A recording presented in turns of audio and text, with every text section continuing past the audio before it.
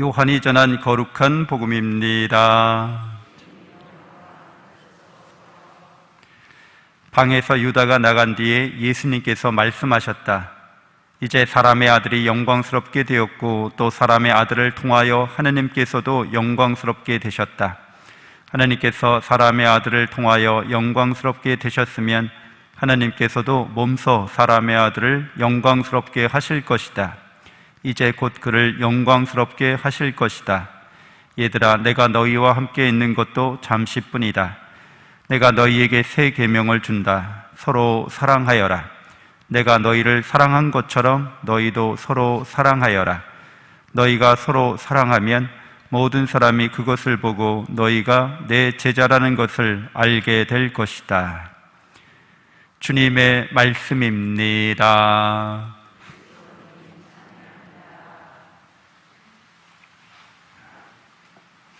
천미 예수님, 하나님의 복동이 고맙습니다. 고맙습니다. 네, 내가 너희를 사랑한 것처럼 이라는 제목으로 함께 나누겠습니다. 예수님이 우리를 사랑하시는데 그 사랑이라고 하는 것, 어떻게 우리를 사랑하시는지 그 길에 대해서 같이 나눠보겠습니다. 같이 지혜로운 사랑부터 왼쪽으로 읽어보실래요? 지혜로운 사랑, 자비로운 사랑, 전선하신 사랑, 정의로운 사랑입니다. 우리에 대한, 하나님께 대한 믿음으로 기도하시면서 늘 소통하시면서 그렇게 우리를 사랑해 주십니다. 또 지혜로운 사랑은 창조에 관련해서 우주와 인간에 대한 창조에서 하나님의 지혜로운 사랑이 드러났습니다. 하나님께서는 지혜로서 우주를 창조하셨기 때문에 이 우주는 코스모스인 거죠.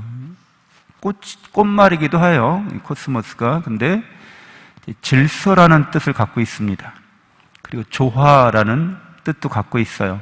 그러니까 질서와 조화 가운데 이 세계를 창조하셨습니다. 하나님께서는 또한 인간을 당신의 모습에 따라서 창조하셨죠. 그리고 우리를 당신 창조 사업에 질서와 조화를 이루는 이 창조 사업의 협력자로서 불러주셨습니다. 그래서 인간이 하나님을 닮은 존재로 창조되었기 때문에 인간의 영혼 안에도 이러한 질서와 조화가 있습니다. 그러니까 질서가 있다는 것은 하나님께서 세상을 창조하셨을 때 목적이 있었다는 말과 같습니다.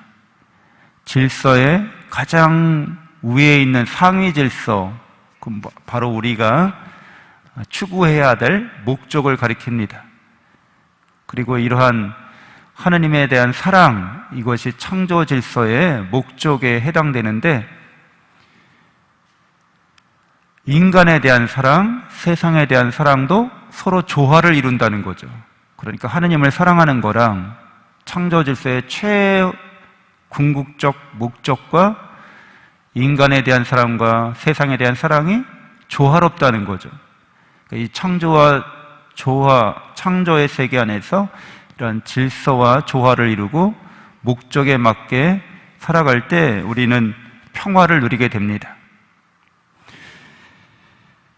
예수님께서는 제자들에게 그래서 마태복음 22장 37절, 39절에서 너희는 마음을 다하고 목숨을 다하고 정신을 다하여 주 너희 하나님을 사랑해야 한다. 이것이 가장 크고 첫째가 는 계명이다. 또한 둘째도 이와 같다 하셨는데 이웃을 너 자신처럼 사랑해야 한다는 것이다. 이렇게 말씀해 주신 거죠. 그러니까 이런 질서와 조화를 깨는 것은 어리석은 거죠.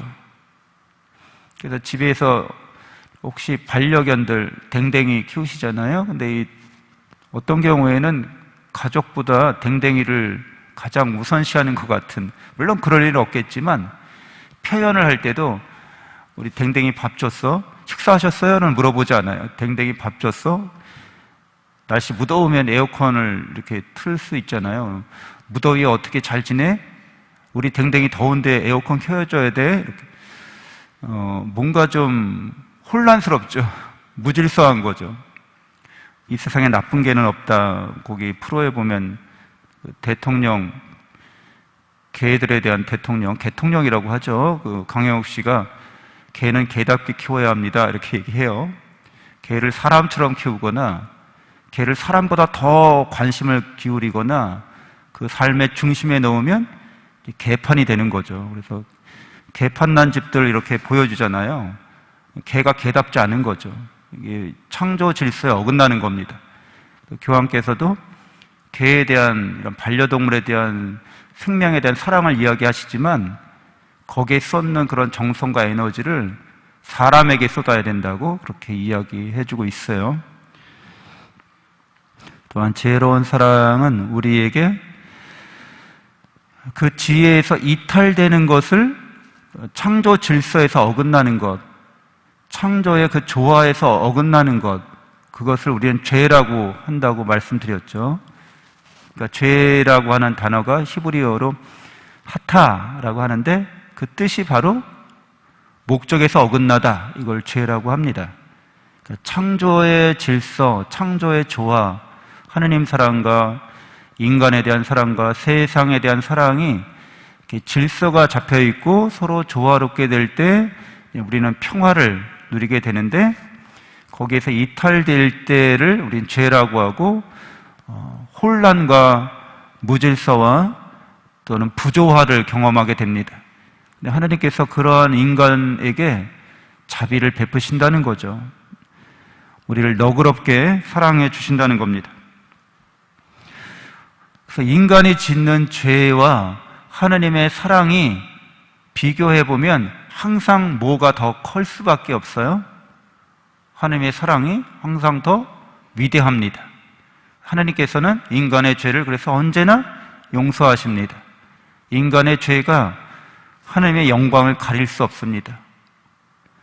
인간의 죄가 하나님께 무슨 손해를 끼치거나 상처를 줄 수는 없습니다. 하나님께서 항상 너그럽게 우리의 죄를 용서해 주십니다. 그래서 예수님께서는 죄인에게 형제가 저에게 잘못하면 7번 용서해 주면 됩니까? 라고 묻는 베드로에게 7번이 아니라 77번까지 용서하라고 이야기해 주십니다. 여러분은 불가능하죠? 그래서 우리가 왜 불가능한가 하면 우리 자신이 심리적 존재이기 때문에 불가능합니다. 마음의 존재라는 거죠. 심리학의 영어로 사이콜로지잖아요. 사이코라는 말은 정신병자를 뜻하는 말이 아니라 마음이란 뜻입니다. 사이코라는 말은. 프로이드가 심리학을 처음 개척한 그 사람이 주로 마음이 아픈 사람들을 다루었기 때문에 사이코 그러면은 마음이 아픈 사람이라고 이렇게 고착이 됐지만 실제로 그냥 마음이란 뜻이에요. 사이코라는 말은. 그래서 이 마음의 존재는 성경에도 이제 고대 그리스에도 이 사이코에 대해서 그리스 말로 쓰여졌는데 그게 바로 푸시케라고 하는 거죠. 영혼이란 뜻입니다. 혼이란 뜻인 거예요. 그러니까 혼이나 마음이나 같은 의미, 뜻을 갖고 있어요. 그러니까 마음이라고 하는 것은 이 물리적인 시간과 다르게 흘러가요. 마음의 시간은 항상 현재화시킵니다. 그래서 과거에 내가 상처받았던 것도 현재화시킵니다. 미래의 어떤 걱정이나 근심도 현재화시킵니다. 그러니까 자기 자신을 심리적 존재로 동일시하게 되면 나한테 상처나 손해를 끼친 사람, 옛날에, 근데 그 사람 생각만 하면 그게 늘 현재화되는 거예요. 우리 상처는 물리적인, 육체적인 상처는 아물잖아요. 마음의 상처는 아물지 않습니다. 왜? 늘 현재화시키기 때문에 그런 거죠. 그러니까 자기 자신이 심리적 존재라고 동일시하고 있으면 결코 7번 용서도 안 됩니다. 사실 한 번 용서도 안 됩니다. 남편이 외도했어, 용서가 돼요? 아내가 외도했어, 용서가 됩니까? 왜? 늘 현재거든요. 그거는 마음속에서는. 그래서 용서가 안 되는 건데, 그럼 예수님께서 77번 용서하라고 하신 것은 우리가 실제로는 이 심리적 자아로서 국한된 게 아니라 영적 자아를 지닌 존재이기 때문에 그런 거죠. 그래서 그걸 어떻게 알 수 있습니까? 우리가 영적 존재인지? 여러분이 고해성사 하실 때 여러분의 마음을 들여다보고 있죠. 여러분의 심리를 여러분이 들여다보고 있다는 거예요. 들여다보고 있는 그 존재가 영적 존재인 거죠. 제가 자주 말씀드려서 이제는 그런 거구나 하고 아시겠죠? 여러분이 영적 존재고, 영적 존재라는 것은 하느님은 영이시다. 그럼 하느님을 닮은 존재라는 거죠. 여러분이 하느님을 닮은 존재이기 때문에 여러분은 불멸의 존재입니다. 여러분에게서 실제로 뭔가 상처를 줄 수 있거나 손해를 끼칠 수 있는 그런 존재가 아니라는 거예요. 심리적으로는 상처를 줄 수 있다는 거예요. 심리적으로는 손해를 끼칠 수 있습니다. 물질적으로는. 그러나 영적 존재에게는 그런 심리적 상처나 손해가, 물질적 손해가 미치지 못한다는 거죠. 하느님께서 상처나 손해를 안 받으신다는 이유가 그런 거예요. 그러니까 하나님의 영원한 사랑을 여러분이 받고 있기 때문에 불멸의 존재고, 영원한 행복이 하나님께로부터 여러분에게 이미 주어졌습니다. 여러분이 그걸 깨닫고 내가 영적 존재라는 걸 알 때만 심리적 상처를 넘어설 수 있어요. 그러지 않으면 어딜 다니고 누구를 상담하고 이래도 이제 진통제를 놓거나 아니면 반창고를 붙이는 수준에서 그냥 이렇게 사는 거죠. 언제든지 깨질 수 있다는 거죠. 심리적 트라우마를 겪을 수 있습니다. 그러니까 트라우마라는 말을 잘 알다시피 외상 후 스트레스 증후군이잖아요. 마음에 외상이 생겼다는 거예요. 이게 육체적 외상이 아니라 마음에 피가 흐르고 있다는 거예요. 멈추지가 않는다는 거죠. 그래서 이 문제를 해결하는 것은 우리가 영적으로 내가 누군가 이것을 깨닫고 내 자신의 정체성을 정립하기 전까지는 이게 가능하지 않습니다. 7번 용서하는 것이. 여러분이 비유로 들자면 자본주의 시대니까 여러분이 10조 원, 100조 원의 유산을 물려받았어요. 근데 내가 어떤 친구한테 아니면 어떤 사람과 가게 거래하다가 1,000원어치 바가지를 씌게 됐어요. 누가 나를 1,000원어치 더 아니면 10,000원어치 나한테 손해를 끼쳤어요. 여러분의 재산이 100조 원인데 누가 여러분에게 1,000원, 10,000원 이렇게 손해를 끼치면 여러분 밤잠을 못 주무시고 막 괴로워하실 거예요? 그냥 줬다, 그냥 잃어버렸다 치자 이렇게 하셔도 되죠. 근데 자기가 영적 존재이고 자기의 자산이 100조 원이라는 걸 모르고 그냥 심리적 자아로서 머물면 나한테 이런 한 장이라도 손해 끼친 사람은 잊지 못합니다. 늘 현재화됩니다. 그래서 이런 7번씩 용서한다는 게 말이 안 됩니다. 한 번도 안 되기 때문에. 하느님은 우리를 정의롭게 사랑해 주십니다. 어떤 영화 장면인지 아시죠? 밀양이라는 영화에 나오는 장면인데 전도연 씨가 밀양으로 이사 갔는데 극중 신혜라는 인물이죠. 이혼하고 아들 하나 데리고 밀양으로 갔는데 너무 이제 가난하게 보이면 얕잡아 보일까봐 돈 있는 척하면서 부동산을 보러 다닙니다. 그러니까 돈 있는 사람인 줄 알고 유괴범이, 저 왼쪽에 있는 사람이 유괴범이에요. 아들을 납치해서 죽여요. 그리고 나서 너무 이게 자기의 그런 허세로 말미암아서 아들이 죽은 거나 마찬가지잖아요. 그래서 너무 괴로워서 이제 개신교에 다니기 시작합니다. 그래서 용서를 배워서 유괴범을 찾아가서 용서하려고 했더니 유괴범이 뭐라고 하는 거예요? 나는 이 감옥에서 하나님께서 나를 회개로 이끄시고 나를 이 죄인을 용서해 주셨습니다. 그래서 나는 여기에서 평화롭습니다. 이렇게 얘기해요. 그러니까 이 얘기를 듣고 전도연 씨가, 국중 신혜 씨가 이제 예배당에 와서 가슴을 치면서 울부짖는 거예요. 내가 용서 안 했는데 왜 당신이 용서하냐고. 그렇죠. 그러니까 정의롭지 않다는 거죠, 이런 것들은. 아까 제가 자비로운 사랑이라고 말씀드렸잖아요.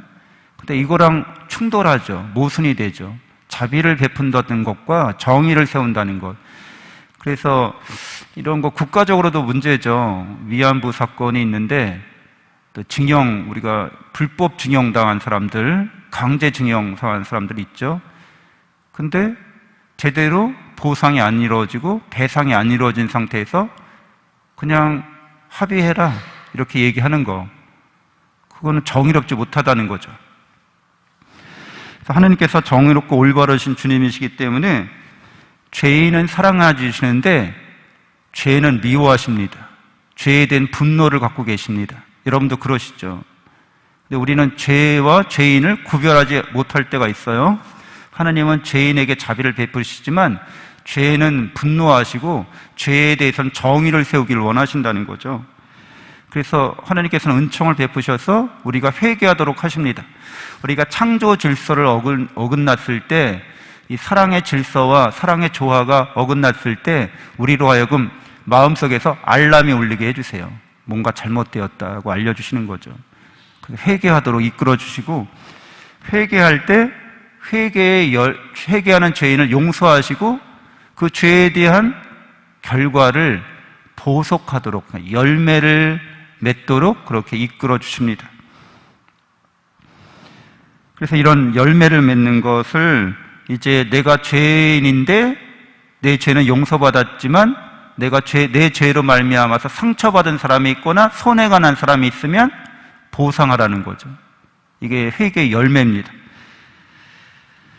그래서 예수님께서도 마태복음 5장 21절에서 26절 사이에 네가 제단에 예물을 바치려고 할 때 너에게 앙심을 품고 있는 사람이 있으면 그와 가서 화해하라고 이렇게 말씀해 주십니다. 우리의 죄로 말미암아서 상처받거나 손해난 사람이 있으면 화해하라는 거죠.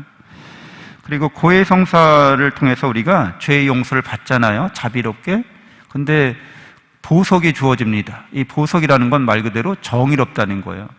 하느님의 사랑은 자비롭고 정의롭습니다. 그래서 여러분이 어떠세요? 아까 댕댕이 얘기를 했지만 이 댕댕이들이 오냐오냐 해주고 너그럽게만 해주면 어떻게 돼요? 개판이 되잖아요. 여러분들 자녀를 키우실 때도 오냐오냐 너그럽게만 키우면 애들이 어떻게 돼요? 정말 망나니가 되죠. 근데 그렇게 만약 키우게 되면, 그렇게 사랑하게 되면 불안해합니다. 심리적으로는. 개들도 주인이 주인답지 못하면 불안해하는 거예요. 자녀들도 아버지 어머니가 너그럽기만 하고 올바르지 않으면 불안해합니다. 우리 인간의 사랑에 이렇게 새겨져 있기 때문에 이러한 질서와 조화를 어기면 안 되는 거죠. 그래서 우리가 보속하는 것은 올바른 사랑이라는 거죠. 합당하고 거기에 맞는, 부합하는 보속을 해야 합니다. 우리가 보속을 하지 못할 때는 사후세계에서도 그것은 쭉 이어진다는 거죠. 하나님의 올바른 사랑은 연옥에서, 연옥이란 말이 정화되는 것을 말합니다. 보속함으로써 정화되는 거죠. 저희 할머니께서도 제가 중학교 때 돌아가셨는데, 돌아가시기 전에 친척 집에 가서 일정 금액을 보속하라고 얘기해 주셨어요. 사연인즉 젊으셨을 때 항아리 장사를 하셨는데 친척 할머니가 먼저 쉬었다가 떠나면서 주머니에서 돈을 흘리셨대요. 근데 그 돈을 전달하지 않고 당신 주머니에 그냥 넣으셨다고. 그러면서 이제 종부성사를 받으시고 죄 용서를 받으셨지만 그 죄에 대한 용서는 받으신 거예요. 보속을 하지 않으신 거죠. 그래서 저한테 그 집에, 친척네 집에 가서 일정 금액을 보속하라고 이렇게 말씀을 해주셨어요. 우리는 정의로운 사랑과 자비로운 사랑이 이렇게 하느님 안에서, 거룩한 사랑 안에서 조화를 이룬다는 거죠. 그리고 하느님의 사랑은 전선합니다. 전선한 사랑이라고 하는 것은 우리가 하느님을 닮았다고 했잖아요. 하느님을 닮아가도록 도와주는 사랑을 말합니다. 하느님은 전선하시기 때문에 우리한테 전부를 주신다는 거죠. 하느님의 사랑이 일부분을 주거나 하나님께서 우리에게 주지 않고 따로 당신 혼자 갖고 계시는 게 없다는 거예요. 우리에게 전체, 전부를 다 주십니다. 가장 선하고 가장 좋은 것입니다. 그것은 우리를, 그래서 하느님을 닮아가게 하는 사랑을 말합니다. 이미따시오 데이라고 그래요.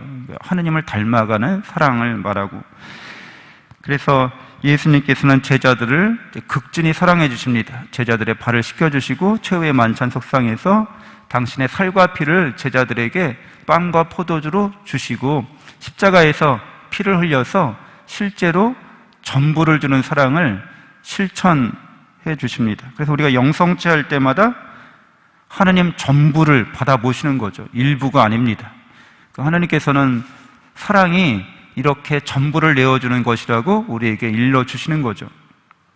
또 우리들도 이러한 사랑을 받기 때문에 이웃에 대한 존중과 배려와 친절과 나눔과 헌신에 있어서, 교회에 대한 봉사에 있어서 이렇게 거룩하신 사랑, 전선하신 사랑을 우리도 배우고 본받을 수 있어야겠습니다.